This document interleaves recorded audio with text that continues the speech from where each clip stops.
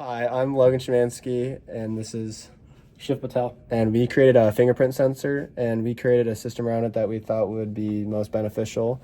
And our goal, so basically, we kind of got inspired to do a fingerprint sensor because of verification, and verification is important in the world. And the iPhone 6 was my first exposure to a form of verification, which was fingerprint sensor to unlock your phone. And from there, I decided that a fingerprint sensor would be a cool idea. And how we did it was we have, for our hardware part of it, is we used an Arduino Uno as our power source and to facilitate everything else in the system. And in our system, we have our fingerprint sensor, which is it's connected with two wires since we were using UART communication to the Arduino. So our TX is connected to the Arduino's RX, and the RX of the fingerprint sensor is connected to the TX of the Arduino. Also, we used an LCD that is able to display what's going on from the fingerprint sensor, and that is using 4-bit mode. And we ground the RW because we don't want to write anything that is being displayed on this back to any information. And also, we used two buttons, and our first button we used a hardware to bounce to get rid of any contact bounce, and we did that for both. But our first button modes, its functionality is that it's just going to start, it's initially set high, but when it's pressed, it's going to go to low, which will tell the Arduino to tell everything else in the circuit that it should change the mode. And we have two types of modes. The first mode is enroll mode, which is basically you're going to put your finger onto the fingerprint sensor. And our fingerprint sensor has an optical sensor that takes two images of your fingerprint, and it's going to take those two images and combine them into a template, and it's going to store that template into the flash memory. And from there, that the information it's going to get transmitted and received is just going to be acknowledgement packets from the Arduino. And also, also the other button we have, it's going to clear the flash memory when it's pressed. So it's also initially set high, and when it is pressed, it'll set low and let the system know that it needs to clear the library or the flash memory. And now for the software side. So this whole system, the sensor and the Arduino are working on a UART communication system. So we're using TX and RX pins. Based on the UART communication system, we're able to transmit and receive data. And when we transmit data, we are looking on we're using an interrupt to constantly get the data.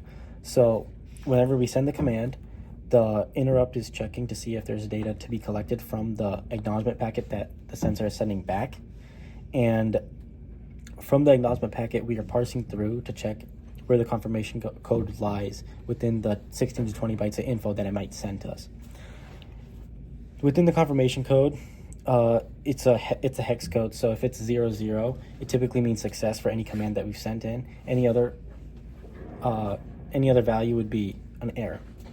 When we send the command packets in, it's four main groups: the default address, the module address, the packet identifier, packet length, and on top of the four main ones, we add a checksum value.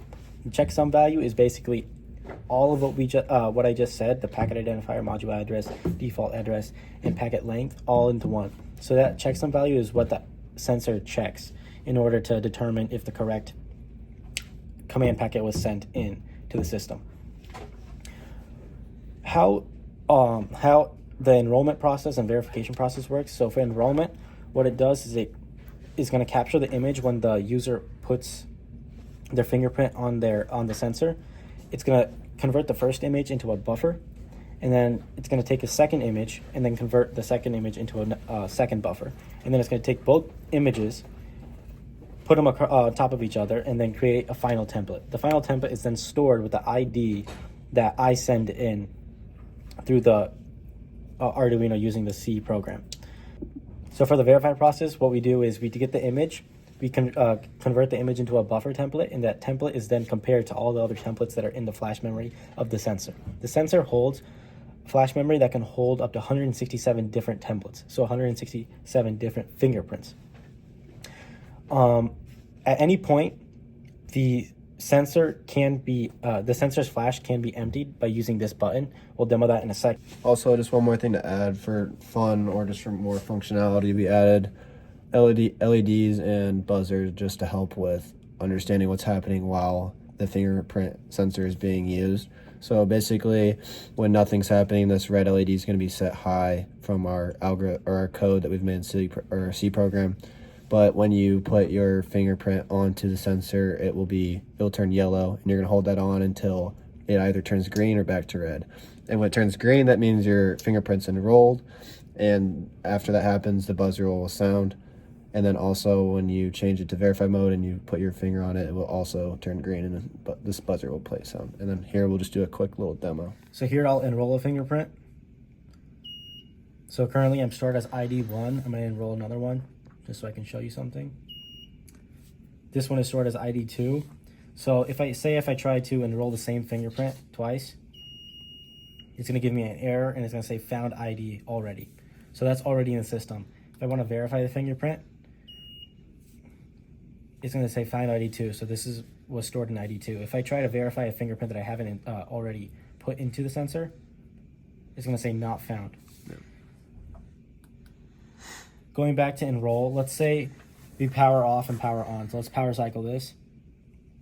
So it's just restarted completely. Typically, you would assume that all the memory is gone, but since this has its own flash memory, it's storing the fingerprints no matter what. So it'll still store ID2 as well. Another thing is... The only way for it to ever be, get rid of it out of the system is that's why we have this button set up over here. This is the only way the data can get cleared is if you press this button, and then everything will be wiped, and you can now put your finger down again. Yep. So if I put my finger... Let's go to verify mode just so I can show you. So if I try to put my finger down, this should be ID2, but it says not found. Yep. And then this one also should say ID1, but it says not found. Oh. And it's going to start. If I go back, this is now stored again as ID1. And it can hold 167 different templates. So Wicked and weakness, you gotta see this. Yeah, yeah.